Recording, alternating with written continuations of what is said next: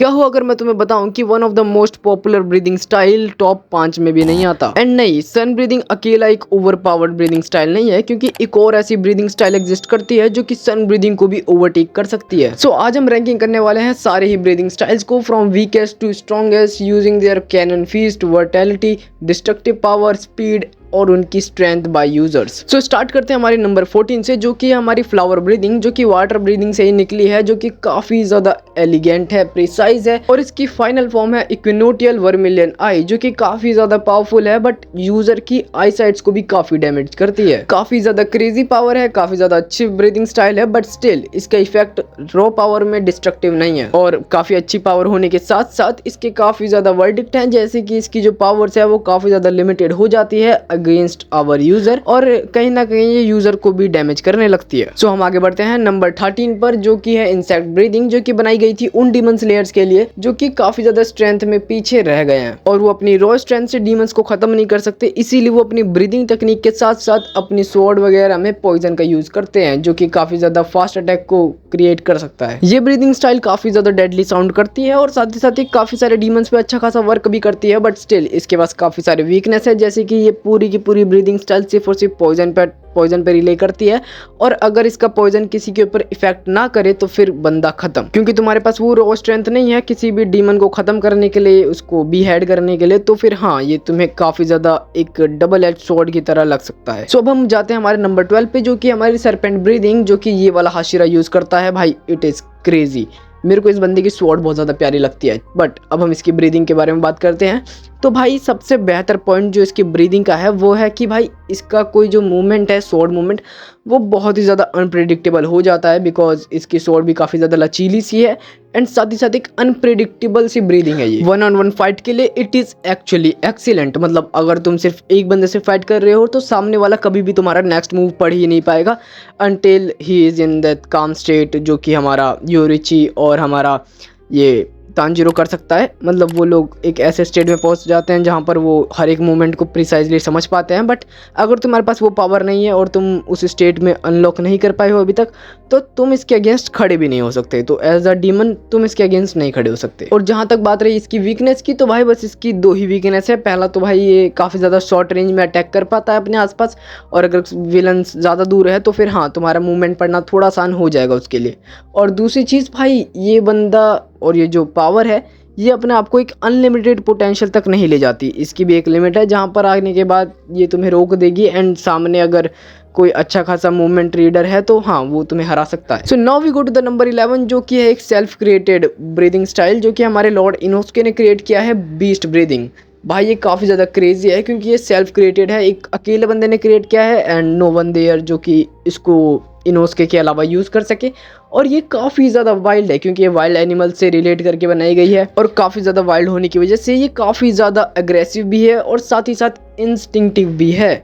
और इसकी जो फ्लेक्सिबिलिटी है दैट इज़ ऑसम। मतलब it's totally depend on the user, but हमारा जो इनोस्के है वो इसे काफ़ी अच्छे तरीके से यूज़ कर पाता है, जिसमें कि अपनी रॉ पावर को भी एक बहुत अच्छे तरीके से इनक्रेडिबल वे में यूज़ करता है। वैसे तो इस फॉर्म को एक्चुअली अगर कोई अच्छा बंदा मिल जाए तो फिर ये बहुत आगे तक जा सकती है and may be stone breathing तक को भी कम्पीट कर सकती है ये। बट इसकी सिर्फ एक ही वीकनेस है कि ये किसी अच्छे खासे ब्रीदिंग स्टाइल से रिफाइन होके नहीं आई, मतलब सन ब्रीदिंग से किसी और ब्रीदिंग में रिफाइन होने के बाद नहीं रिफाइन हुई। मतलब इसको जिसने भी क्रिएट किया है उसने बस डायरेक्ट क्रिएट कर दिया इसे and it's not a traditional style. तो इसके कितने फॉर्म्स बनाए जा सकते हैं it is not actually sure, जो कि काफ़ी ज़्यादा बैक एंड सा क्लैश देता है हमारी इसकी पोटेंशियल के ऊपर। Now we go to our number 10, जो कि है हमारा साउंड ब्रीदिंग, जो कि काफ़ी ज़्यादा एक्सप्लोजिव अटैक्स को करता है एंड साथ ही साथ इसकी जो निचरिन स्वॉर्ड्स है, मतलब क्या ही बोले इसे, क्लीवर बोलते हैं एक्चुअली।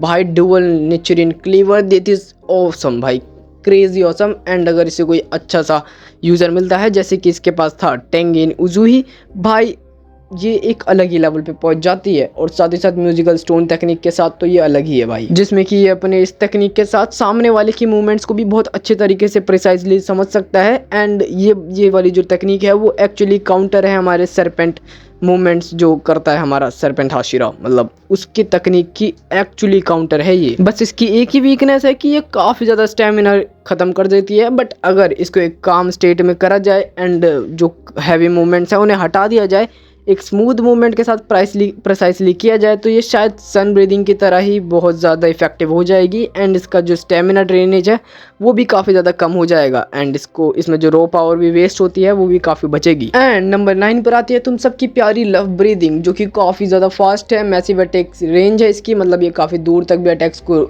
ईजिली कर सकती है। और साथ साथ ये काफ़ी ज़्यादा फ्लेक्सिबल होती है। एंड इस फ्लेक्सिबिलिटी के लिए इसका जो ब्लेड है वो काफ़ी ज़्यादा इंपॉर्टेंट है और इम्पॉसिबल है काफ़ी सारे स्वॉर्ड्समैन के लिए यूज़ करना भी। सो हाँ, इसको एक स्वॉर्ड्स वुमेन ही अच्छे तरीके से यूज़ कर सकती है and according to their flexibility. But इसकी एक वीकनेस है कि इसके लिए काफ़ी ज़्यादा एक्स्ट्रा ऑर्डिनरी फिजिकल टैलेंट लगता है एंड इसके साथ तुम खुद बॉर्न होने चाहिए। Now we go to the number 8, जो कि है हमारा वाटर ब्रीदिंग। भाई तुम लोग यहाँ पर शॉक हो चुके होगे कि आखिर ये 8 पर कैसे है, मतलब इसको एटलीस्ट टॉप 5 में तो जाना चाहिए था, बट नहीं, इसकी एक वीकनेस है। एंड साथ ही साथ मैं इसके बारे में अच्छे तरीके से तुम्हें बताता हूँ। देखो भाई, पहली बात तो ये काफ़ी ज़्यादा बैलेंस स्टाइल है, मतलब इसमें हर चीज़ का एक अच्छा खासा रोल है। और इसकी जो फॉर्म्स हैं 11 फॉर्म्स है इसमें, वो भी भाई बहुत अच्छा नंबर है, मतलब काफ़ी ज़्यादा फॉर्म्स और काफ़ी ज़्यादा वर्सेटाइल है ये। बट यहाँ पर एक दिक्कत आ जाती है इसमें, जो कि है इसके अंदर एक ओवरवेलमिंग ऑफेंस के लिए स्पेशलाइजेशन बिल्कुल भी नहीं है। मतलब सामने वाले ओपोनेंट को तुम रीड तो कर सकते हो, अडेप्ट भी कर सकते हो उसकी फाइटिंग स्टाइल्स के ऊपर, बट तुम उसे अपनी फुल ऑफेंसिव नेचर के साथ फाइट नहीं कर सकते, क्योंकि ये काफ़ी ज़्यादा काम स्टेट में रिले करता है। नॉट लाइक लाइटनिंग और थंडर ब्रीदिंग या फिर अपना जो साउंड ब्रीदिंग है उसकी तरह नहीं है ये। मतलब रॉ स्ट्रेंथ को तुम इसमें ज़्यादा मिक्स नहीं कर सकते, इससे तुम्हें बिल्कुल काम ही रखना पड़ेगा। Now we go to the number 7, जो कि हमारी मिस्ट ब्रीदिंग, जो कि काफ़ी ज़्यादा क्रेजी है, क्योंकि इसमें तुम इल्यूजन्स तक को क्रिएट कर सकते हो, जिससे कि तुम सामने वाले ओपोनेंट को काफ़ी अच्छे तरीके से कन्फ्यूज कर सकते हो। और इस ब्रीदिंग में तुम्हें काफ़ी अच्छी स्पीड भी मिलती है, जो कि तुम्हारे इस पॉइंट ऑफ टाइम पे इल्यूजन्स के साथ वर्क करने के लिए काफ़ी क्रेजी कॉम्बो बन जाता है। और इसकी हाईलाइट में भाई इसकी जो 7th फॉर्म है भाई, वो कम्प्लीटली पूरा ही बैटल अरीना चेंज कर देती है, मतलब तुम्हारे फेवर में आ जाता है भाई पूरा game. Now we go to the number 6, जो कि है हमारी फ्लेम ब्रीदिंग, जिसको कि हमारा रेन गोकू भी यूज़ कर सकता था, मतलब करता ही था ऑब्वियसली, वो फ्लेम हाशिरा था और उसका बाप भी फ्लेम हाशिरा ही था एक टाइम का। But we are talking about breathing style, और यहाँ पे भाई ये वाले ब्रीदिंग स्टाइल काफ़ी ज़्यादा डिस्ट्रक्टिव अटैक्स को लैंड कर सकती है और काफ़ी ज़्यादा इनक्रेडिबल स्पिरिट होती है उस बंदे की जो भी इसे यूज़ करता है, इनहेरिट करता है। एंड इसके जो फिनिशिंग मूव्स हैं, फिनिशिंग टेक्निक्स हैं, वो काफ़ी ज़्यादा स्ट्रॉन्ग है। और इसके बारे में मेरे को ज़्यादा बताने की ज़रूरत नहीं है, क्योंकि तुम लोगों ने अकाजा वाली फाइट देखी होगी, जहाँ पे रेन गोकू ने अकेले ही अकाजा से फाइट करी थी अपर मून 3 से। हाँ, हालांकि वो हार गया, उसका डोनट बन गया, बट स्टिल उसने अकेले ही काफ़ी देर तक अकाजा को उलझाए रखा एंड टाइम गेन किया। Now we go to the number 5, जो कि हमारी विंड ब्रीदिंग, जो कि एक्सट्रीमली अग्रेसिव है, यूज अटैक रेडियस। मतलब भाई इस चीज़ का, इस ब्रीदिंग स्टाइल का जो अटैकिंग रेडियस है वो काफ़ी ज़्यादा बड़ा है, जहाँ पर तुम अपने दूर अपोनेंट को भी अच्छे तरीके से स्ट्राइक कर सकते हो। प्रिसाइज है, काफ़ी ज़्यादा कॉन्स्टेंटली ऑफेंसिव प्रेशर बना रखता है तुम्हारे ऊपर। मतलब ऊपर से बताऊँ तो ये स्ट्रेंथ के मामले में नंबर 1 पर आता है। मतलब इसमें जो स्ट्रेंथ यूज़ होती है पर्सन की, वो एक्चुअली ऊपर है भाई, काफ़ी ज़्यादा ऊपर है। और मेरे हिसाब से ये जो फॉर्म है, ये जो ब्रीदिंग स्टाइल है, ये एक्चुअली अपर मून्स के लिए सुटेबल है। मतलब एक्चुअली ऑसम है भाई, उन सबको ओवरवेलम करने के लिए स्ट्रेंथ के according it's awesome. Now we go to the number 4, जो कि हमारा थंडर ब्रीदिंग, जो कि हमारा ज़ेनित्सु भी यूज़ करता है एंड इसका जो टीचर था वो भी यूज़ करता था, वो तो हाशिरा भी था थंडर ब्रीदिंग का। बट भाई ये काफ़ी क्रेजी है, क्योंकि इसमें तुम्हें फास्टेस्ट मूवमेंट स्पीड मिलती है अमॉन्ग्स्ट द एक्चुअली जो भी सारी बाकी वो ब्रीदिंग स्टाइल्स हैं, उन सब में से सबसे क्रेजी अगर सबसे ज़्यादा फास्ट कोई है तो वो है हमारी थंडर ब्रीदिंग। इसका जो फर्स्ट फॉर्म है वो भी काफ़ी ज़्यादा लेजेंडरी है, जो कि बिल्कुल ही गॉड लाइक स्पीड देता है एंड गॉड लाइक मूवमेंट भी प्रोवाइड कर देता है तुम्हें। एंड ज़ेनित्सु इस ब्रीदिंग स्टाइल के साथ काफ़ी ज़्यादा आगे तक बढ़ सकता है, बट जो चीज़ हमारे ज़ेनित्सु को रोकती है दैट इज़ कि उसे बस एक ही फॉर्म आता है, फर्स्ट फॉर्म, और उसने जो एक क्रिएट किया है 7th फॉर्म, वही उसे आता है। बट अगर इसे सारे फॉर्म्स आते तो भाई एक्चुअली ये बंदा कब का हाशिरा लेवल पे पहुंच चुका होता। एंड नंबर 3 पर आती है हमारी स्टोन ब्रीदिंग, जो कि हमारी हाशिराज की सारी ब्रीदिंग स्टाइल्स में से सबसे स्ट्रॉन्गेस्ट है एंड इसका जो डिफेंस है दैट इज एक्चुअली इनक्रेडिबल।